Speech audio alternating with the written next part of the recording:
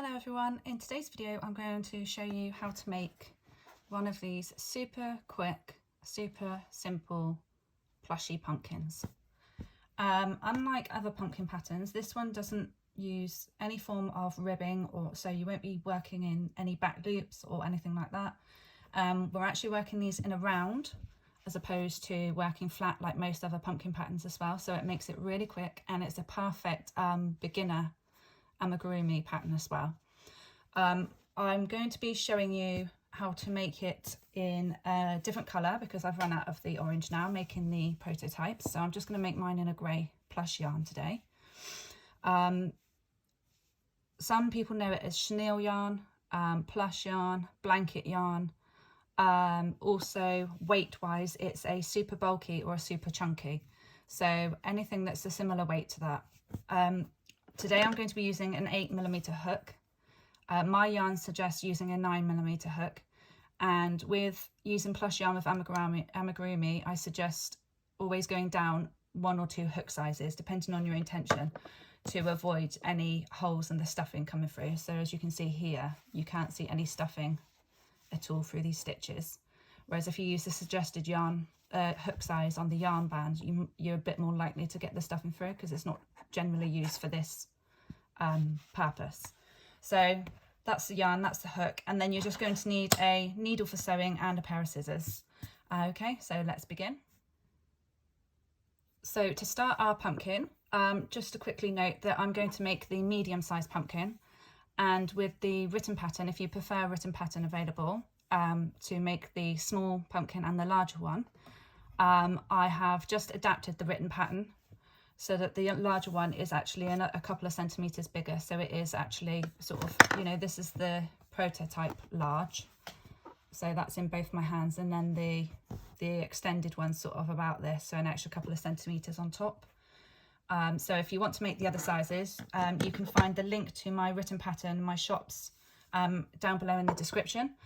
For an extra experience, I don't know if everyone knows about this yet, but I've just started selling my patterns on a website called Ribbler, and these are interactive patterns, so you can mark off as you go, you can add notes, things like that, so you can actually touch it and use it. It's a really good little website, so if you haven't checked that out yet, I really do suggest that you do.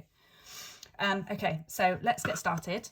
To begin, we're going to start with making a magic ring, and I'm going to be describing this pattern in US terms. Okay, if you don't know how to do a magic ring because you're a beginner, if you have a look on my YouTube channel, you'll see a playlist called Crochet Basics, and within there is a nice slow tutorial on how to make a magic ring. So we've got a magic ring, and we're going to work 12 single crochets into that first magic ring. I'm yarning under, but you can yarn over if you prefer. It's entirely up to you. So go ahead and make 12 single crochets.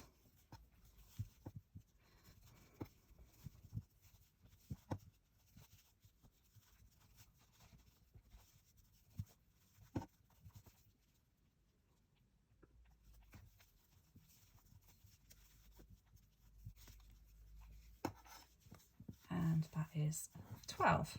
Now, if you're a beginner or not used to using the plush yarn, I strongly recommend that you use stitch markers to find where your first stitch is. The easiest way to go back with these, I find, is to count back your stitches. So you've got 1, 2, 3, 4, 5, 6, 7, 8, 9, 10, 11 and 12. So we're not going to be slip stitching in any of these joins. We're going to be working in continuous rounds, which means we're just going to go straight into that first stitch there of the next round. And for round 2, we're going to work 1 increase in the first stitch, followed by a single crochet in the next. And we're going to repeat that sequence another 5 times. So then by the end of round 2, you will have 18 single crochets. And I'll meet you back here when that's done. Right, that's our 18 single crochet completed and round 2 finished. For round 3, we are again going to work an increase into our first crochet there. So at the end of round 2, you should have 18 single crochet. Now for round 3, we're going to work an increase into the first stitch and a single crochet into the next 2 stitches this time. So we're going to repeat that sequence a total of 6 times all the way around. So an increase followed by a single crochet,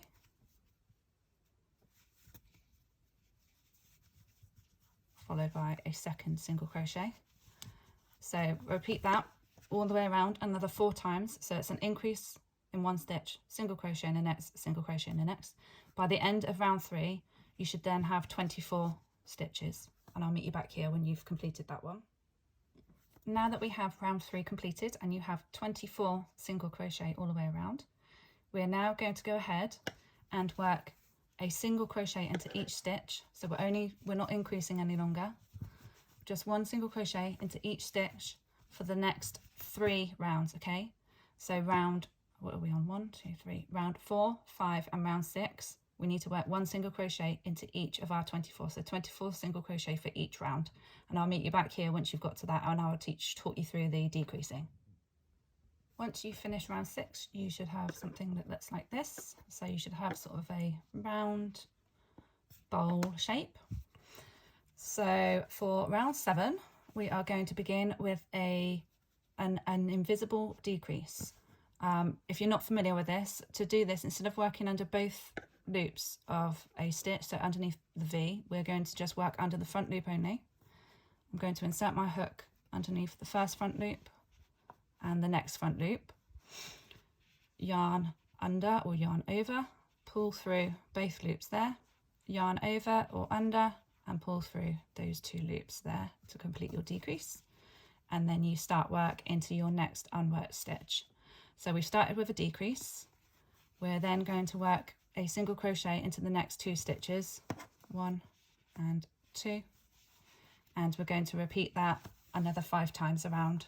So we have 6 decreases in total, so you should end up with 18 single crochets in your round at the end of this one.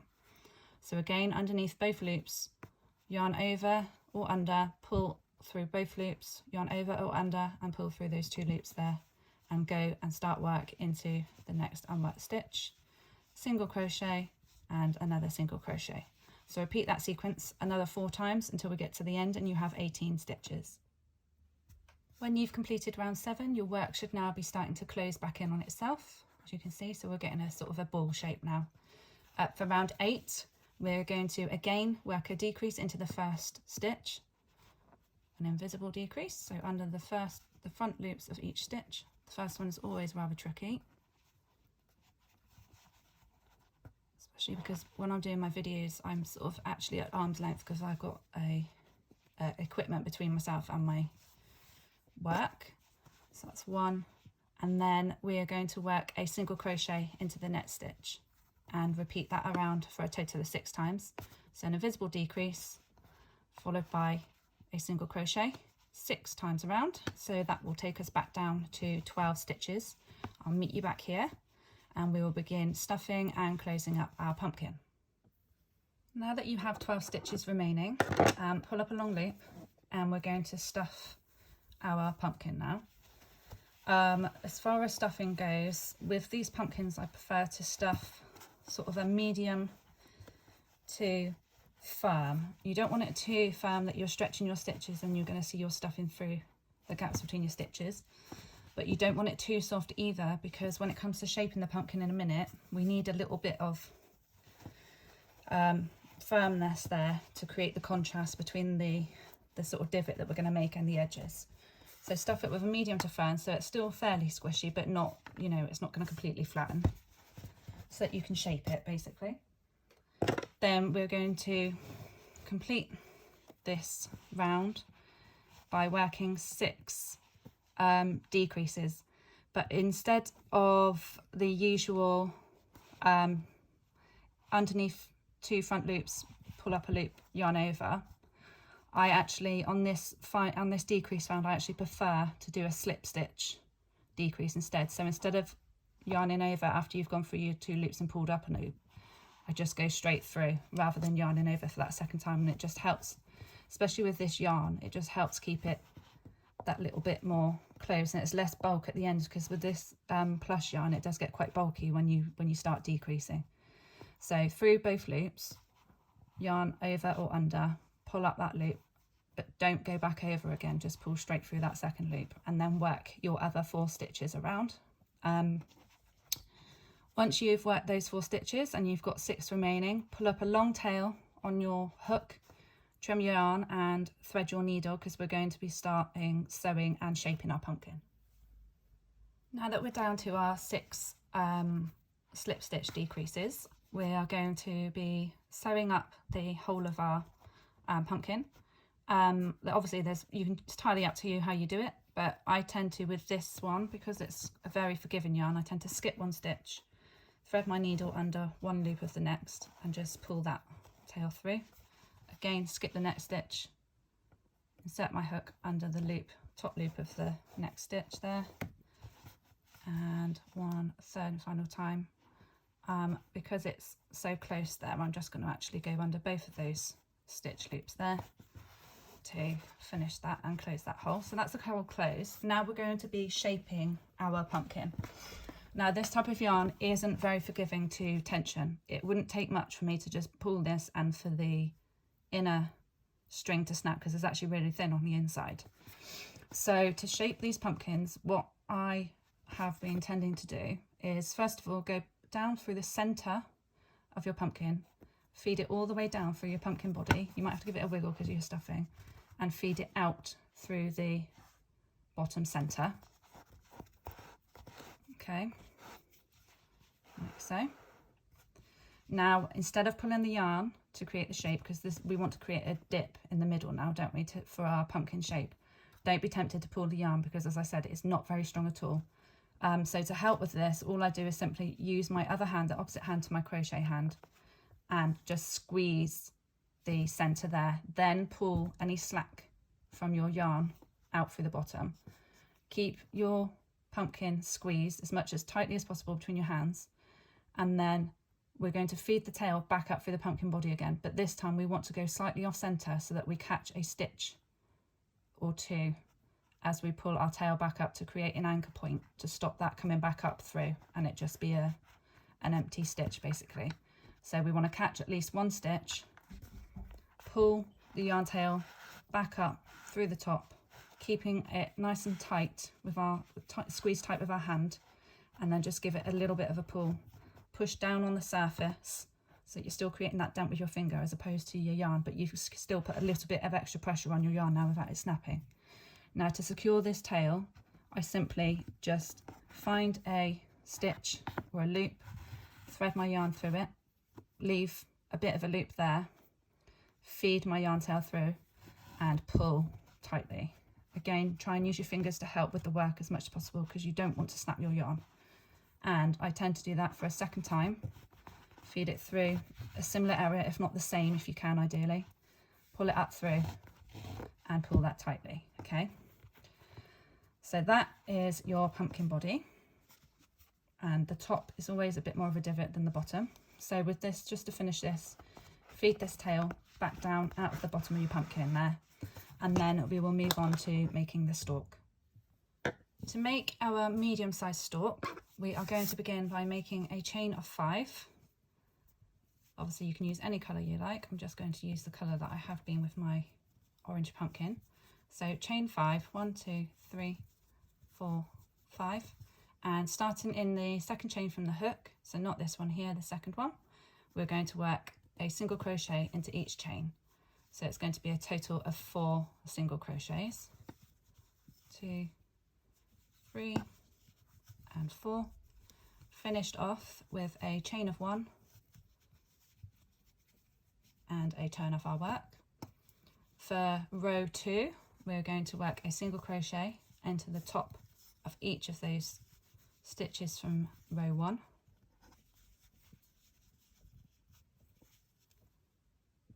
Into that last one there, like so. Now to finish, what we are going to do, so we just finish our stitch, don't make a chain 1. To make the stalk, all we are going to do is just fold these 2 rows up on each other lengthways, like so, and then we are going to slip stitch into each stitch along. So we're slip stitch and we're closing these stitches, we're fastening these stitches together. Instead of sewing them, we're just going to slip stitch, because this yarn is very forgiving and you don't see it. So just slip stitch underneath the top loops of each single crochet. So that's 2, 3, and that one there is the 4th. Now leave your starting tail there for now. So that's your little stalk. If you like, you can pull on this tail slightly to help curve the stalk, but it tends to sort of stay in the shape that you like. It's got a natural curve anyway because the slip stitches are tighter than the single crochets. So now what we need to do is pull up another long loop because we're going to feed this one through the pumpkin body a few times. So pull your loop up through after your working tail, thread that onto a needle.